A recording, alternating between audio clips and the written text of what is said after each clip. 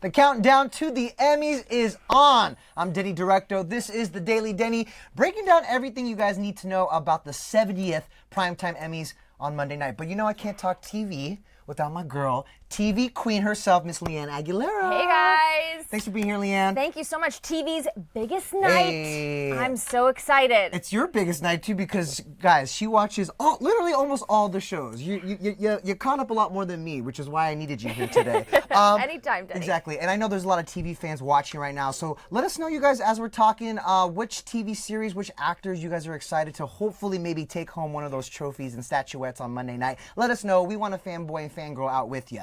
But let's get into it because, you know what, this year's Emmys, I feel like, and you tell me, it feels like an opportunity for a lot of first-time winners. Which is such a big deal because, you know, typically Emmy voters, once they find a show or an actor or actress that they like, they hold on to that person. We're looking at you, Julia Louis-Dreyfus. We're looking at you, Modern Family. Right, exactly. Yeah, exactly, yeah. So there's a lot of standouts this year, This is really exciting. This could be a year that a lot of first-time winners take home that coveted trophy, which would be such an exciting twist. And I'm thinking specifically about those comedy newbies. Yes. You know, you got shows like Barry, Glow, The Marvelous Mrs. Maisel, all vying for comedy's top prize. Should we get into who we think will win and who should win? Definitely. Let's do it. Okay, so for Outstanding Comedy Series, we have to be talking about Atlanta. That show is just breaking so many amazing boundaries. It is such an exquisite show that's unlike anything else on TV, and I'm really hoping that it will get the attention of the Emmy voters because it really does deserve, in my opinion, to go home with a top prize. Right, and Donald Glover really took his time to evolve this second season, made it something, he almost made it something different, but still the Atlanta vibe. It was almost as if it was a limited series. Correct, yeah, exactly, one of those anthology series, Exactly, right? where it's like the same kind of tone, like an American Horror Story, but he totally twisted it on his head, and I thought that was really great. So do you think that's what should win? I think, okay, you tell me what you think, because then I'm going to break it down. All right, okay. I agree with you. Atlanta is one of those buzzy shows, and it won the outstanding comedy series at the Golden Globes. It did. So this year, though, I feel like there's a lot of buzz building for The Marvelous Mrs. Maisel on Amazon, right? Yes. You loved it. Everybody loved it. They're all talking about it. Loved the show, and of course, because the Golden Globes loves first-time nominees, they love that shiny new show. Rachel Brosnahan took home the top prize as well as the series at the Golden Globes. A lot of people, like you, are thinking that The Marvelous Miss Maisel will take home Outstanding Comedy Series. Right. But here's what I'm thinking might happen. Oh, tell me. I think that Atlanta is going to win Outstanding Comedy Series, and then they're going to give lead actress in a comedy to Rachel Brosnahan so that everyone gets a little piece of the pie. Piece of the prize. So you don't think Donald Glover will get Outstanding Comedy Actor? I think that he will as well. Okay. But I just think that Atlanta is going to get it. I personally think that Barry is the best new show out there. Totally. It is sensational. If you haven't watched it, binge it. You won't regret it. Yeah. It's great. It's a really packed.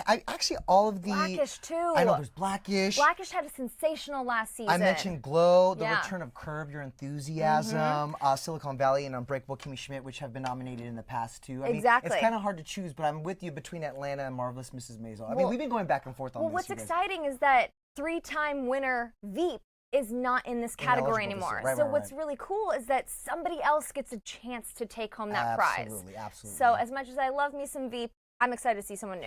We'll see if someone new can take home Outstanding Drama Series because talk about jam-packed. I mean, you got The Americans, its final season, right? The Crown, the last season with Claire Foy. Taking on the lead, of course. Exactly. Game of Thrones, penultimate season, right? Handmaid's Tale, last year's winner. I mean, come on, Stranger Things, This Is Us, one of my favorites. So good. And Westworld. And Westworld, right. And This Is Us, the only network series in this category. Way to hold it down for network This Is Us. Good for you, This Is Us. All right, who do you think should win in this category? Okay, hands down, I think it should be The Americans. This is a show that has proved itself time and time again, but has never really gotten the Emmys love that it deserves. Right, and it wasn't until the last couple seasons where it was that racking up really some started to get right? some nominations.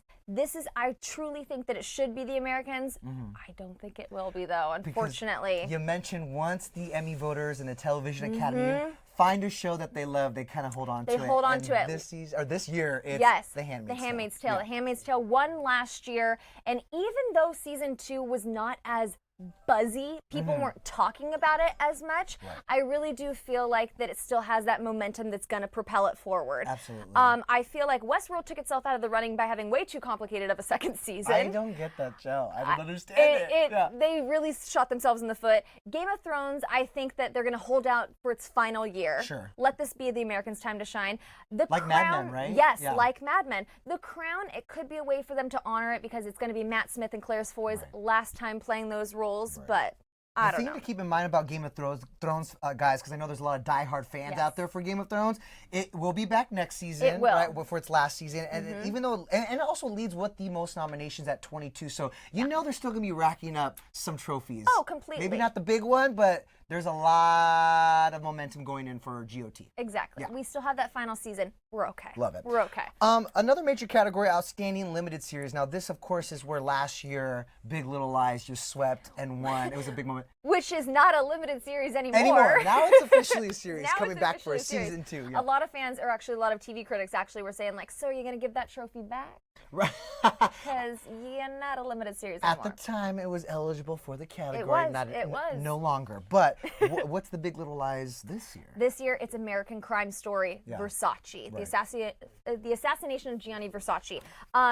Hands and above, the production value on this and just the high wattage of star power. Right. They have Darren Criss, who's crushed it in that titular role, Penelope Cruz, Edgar Ramirez, Ricky Martin. The star power in this is insane. It's insane. And Emmys love being dazzled by the big stars. All those names, by the way, nominated this year, so we're going to get to see them at the Emmys. People like Penelope Cruz and Ricky Martin, who we normally don't see at this award show. Oh, yeah. I'm And excited you for know Penelope's going to show up in a dress to slay. on. And if she's not wearing Versace, then there's something wrong. you know Ricky Martin's going to show up in a tux to slay, okay?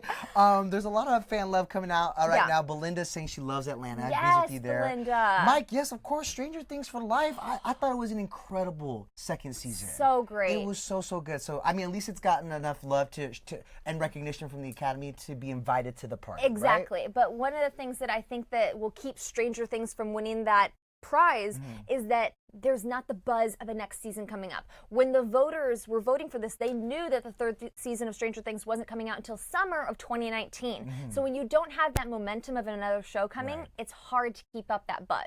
Yeah. Nutrient Man saying go Crown. Go Crown. Another solid second season there. It's royalty. Okay, obviously, guys, there are so many categories at the Emmys. We can't break them all down. In fact, if you guys want to see the full list of nominations, you can head over to etonline.com. But before you go, we do want to highlight some other races to watch. The ones that are the ones that we're excited about. The ones that we're like, anyone can take this home. Let's start with Outstanding Lead Actress in a Drama Series. You're telling me this is a really exciting category. My goodness. Okay, Outstanding Lead Actress in a Drama Series. This is such an amazing category. We have Tatiana Maslany from Orphan Black.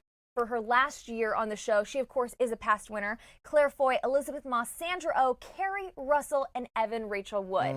Now, I'm personally rooting for Miss Kerry Russell because she was absolutely sensational in The Americans, and I would like to see her get that love. It's her last chance to get an Emmy as this character in The Americans. But if the Emmy voters want to make history, they should give it to Sandra Oh, because not only would this be her first Emmy win of her career ever, which is insane because she was nominated for 5 times on Grey's Anatomy. 5 times. Yeah. If she wins, she's going to be the first Asian American woman to take home that prize. I love it. Which is huge. It's huge. And it's her first nomination in this lead category. For Killing Eve, which was fantastic if you guys haven't watched it. It's such an easy binge. BBC America, check that out. So splitting it a little bit on who should win, but who do you think will win? I think it's going to be Elisabeth Moss. Yeah. She won last year. She has that prestige. She has that acclaim. The show is being revered as being such a big movement for females right now. Absolutely, yeah. And that's wonderful, but I really, no offense, Elisabeth Moss, I really want Sandra Oh to get it, or Kerry Russell. Well, because you also want to spread the Emmy love. You want to spread the love. Elizabeth got one last year. You know, she's good. And if the show gets one, then she'll still go home with one. And you mentioned, what a historical win that would be for Sandra Oh. There's actually a lot of diversity in the Emmys this year. I do want to point out because even in the lead actress category for comedy series, you got Tracee Ellis Ross and Issa Rae, who, if they win in that category, it will be only the second time a black woman has took home that trophy. Which is absolutely incredible. And Tracee Ellis Ross, I'm just going to go on a mini Blackish tangent. Say it. completely crushed it in this last year. One of the things that the Emmys loves to do is to give awards for a comedy series that is actually way darker. Like that's why Orange is the New Black was reigning supreme for such a long time. But they did an amazing, almost divorce storyline on Blackish. They got super dark on that typical comedy, and it really just showed her acting range along with Anthony Anderson, and I just thought she was sensational. So props to her right now. Props to her. Yeah. And props to the nominees in Outstanding Supporting Actress in a Comedy Series. This is another category to watch because you got a mix of some Emmy vets. Oh yeah. People who already have a couple under their belt, also 3 SNL cast members, and then another batch of first-time nominees. And this is a big category. This is 8 women vying for this top spot, and all 8 of them could easily take this home because they're all so sensational. Of those SNL girls that you mentioned, we got Adie Bryant. Yes, her first-time nomination. Yes, same thing with Leslie Jones, and then last year's winner, Kate McKinnon. Yeah. A lot of people are thinking that it will be Kate McKinnon again. Yeah. Just because they love to have that domino effect. The domino effect, but also there's no denying that Kate is the star of SNL, right? It has been for the past couple seasons. Agreed. And a lot of camera time, too, because you have to remember, you guys, they submit 1 episode for their nomination. Yeah. And what's working in SNL's favor, it's over an hour, right? And Kate McKinnon, I mean, she's in so many sketches, it's kind of hard to ignore her. Exactly, and you get to see her in so many different lights because she has so many different characters. Yeah. I do think that Alex Borstein from The Marvelous Miss Maisel is amazing. She actually just took home a Creative Arts Emmy last weekend for her voiceover work on Family Guy. So she already has one, but she deserves another. Yeah. And I just want to note that, of course, we have Megan Mullally on Will and Grace, always hilarious. Laurie Metcalf was nominated for Roseanne, but I think given all of the turmoil surrounding that series, that the Emmy voters were like, we're not going to touch it. Interesting to note, both Laurie and Megan, I mean, they're being nominated for roles that they originated years ago. Yeah, like a decade ago, right? It's crazy. Right, and the only nomination for their shows, too. Yeah, so I thought that was a really nice thing. Yeah, Harley's agreeing with us. Actually, she's saying Kate McKinnon for president and the Emmy win. You know what? Respect. Maybe VP or something. Okay, we're going to be talking about the host in just a little bit, but I'm going to say right now, Kate McKinnon should have been the host of the Emmys. That's true. You know, her pals, her SNL co-stars are the hosts. We will get to that in just a few. But I'm just saying it should have been her or the 3 SNL girls who were nominated tonight. I would a love to see trio. that. Oh yeah, that would have been great. That would have been awesome. Yeah. There's one category that I'm really excited to watch come Monday, and that's Outstanding Reality Competition Program, which for the last couple years has gone to NBC's The Voice. Yep. Now this year there's a lot of momentum and a lot of buzz over RuPaul's Drag Race. So excited. They're saying it could win the big one after 10 seasons. You know, it's gotten RuPaul has won Outstanding Reality Host the past 3 years, but they're saying this could be the year for its 10th season. It could actually take the best reality show. Which would be amazing because, you know, that is a category that favors consistency yet again. Because before it was The Voice constantly winning, it was The Amazing Race that always took home the prize. Right. So I think that it's really exciting that RuPaul, who has proven time and time again that they are the outstanding host, that this is the show. Absolutely. I mean, it took 10 seasons to get on this level of the pop cultural zeitgeist. Everybody watched this last season. Everybody. And you should be. And that's why it should and will win. I'm calling it right now.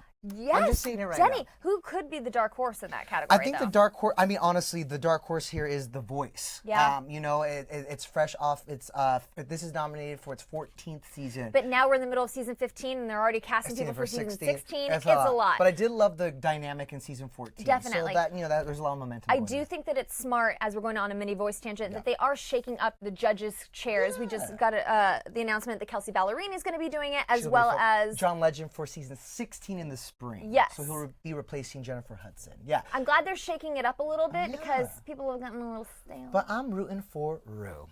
All right, you guys, for all of our predictions on who should and will win at the Emmys, that's also up on ET Online. We got a lot of Emmys. Full list of who will win, who should win. Great preview. Check it out. We just wanted a fanboy. Oh, we do have a lot more. Art saying, I think that the comedy leads for female category is the toughest. So good this year. Oh, yeah, absolutely. I agree. 100%. I agree. All right, you guys, so as you know, this year the Emmys are hosted by SNL's Michael Che and Colin Jost. They are, of course, the Weekend Update anchors. Now, this is the first time a duo has hosted the award show since 1999 when Jenna Elfman and David Hyde Pierce hosted.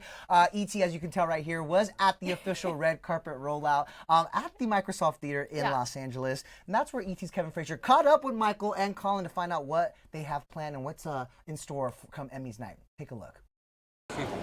will you have changes? You know, people wear different outfits from the carpet to the show to, after parties. Or are you going to rock one look the whole time? I don't know. I haven't thought about that. I didn't think about that. We gotta go shopping, Dude, I really feel like we should change clothes. It's like the third time somebody's asked, well, you gonna do a wardrobe change? I'm like, maybe we should? I understand that you come from like the old school streets of New York and the news desk. It's Hollywood now, guys. Yeah. This is Hollywood. You gotta have the Hollywood flavor. You have to embrace it. Yeah. All right, I'll do 15 changes. You'll do 15 changes? I'll do it. Yeah. I'm committed. That's pretty exciting. I like that if I change every single time and you never change. And don't eat. I don't eat. I don't eat anyway. You actually don't eat. You gotta eat. I should. You got to get your clothes together, bro. Come on now. At least one. I mean, honestly, how did they not already have that laid out, like on their bed? I'm hoping they have a lot more planned that night. And I will say maybe they just don't like doing interviews, but that was a bit of a snooze fest. Yes. I love that you just said that. I had to. Well, but honestly, it is the 70th annual Primetime Emmy Awards. Absolutely. It happened to fall on NBC. I think it's great that they shook things up a little bit by having 2 hosts, but I think that they should have had 2 female hosts. We saw how much we loved watching the Golden Globes when they were hosted by Amy Poehler and Tina Fey. Could have done that. The thing that could be working in their favor, though, I will say in their defense, is they could bring whatever writers they want on for the award show. So hopefully, come on, Weekend Update, everyone tunes in for that every week. So I'm hoping that they brought some of those writers over, Not everyone tunes in. I don't necessarily tune in. That's okay, fair. so I watch SNL like a lot of people do now. I catch the YouTube links the next day, and I pick and choose the ones that I want to watch. And I'm sorry, I always skip Weekend Update because they just don't do it for me. I just for some reason, I'm excited. I hope they prove me wrong. I hope so Come too. Emmys on Monday. And How do you feel about the fact that Emmys are on a Monday? I do because I get my weekend. I like it. I'm here for it. Okay. I'm ready. Monday's great. Why not? I'm just not ready for the additional traffic in LA that's going to be affected because of Monday night traffic, but it's fine. It's gonna be a big week. It's gonna be a big week. I will say it could be a big night for SNL too. They have 21 nominations going into Monday, so it kind of made sense that they asked Michael and Colin to host. They were announced as hosts before the nominations came out. Fun fact. Oh, that's true, but still a big night for SNL. Big night 21 for SNL. nominations, and also, guys, E.T. will be on the red carpet, and here's what we're looking for. Will Colin bring Scarlett Johansson, his girlfriend, as a date on the red carpet? We asked him, and he said, still trying to figure it out, just like their wardrobe. And also, will Pete Davidson and Ariana Grande hit the Emmys red carpet too? Of course, Ari has kind of taken a bit more of a out of the spotlight. Right, low profile since we learned about her ex-boyfriend, rapper Mac Miller's death. Yeah. But we'll definitely be looking out for that. They don't seem like they're I don't know if you saw at the VMAs, they ran by the press because they just don't really seem like red carpet lovers. So I feel like they might just want to watch it from home that night.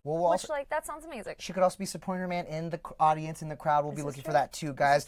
The Emmys air Monday at 8 p.m., 5 p.m. Pacific on NBC, and of course, E.T. will be on the ground covering it all. We'll be backstage. We'll be at the parties. You'll be at the parties. Oh, I'll be at the parties. You'll be at the parties, guys, so you can stay up to date on etonline.com. And then on Monday, right after the Emmys, make sure you join us right back here for a live recap of the show, the biggest moments, the weirdest moments, because you never know. It isn't a major award show. The most awkward moments. The most awkward moments. We're going to talk about it all. And then on Tuesday, a live fashion recap and everything you didn't see on TV. That will happen Tuesday at 10 a.m. right here. Thank you, guys. And thank you, Leanne, so much for all of that. We love TV. Yay!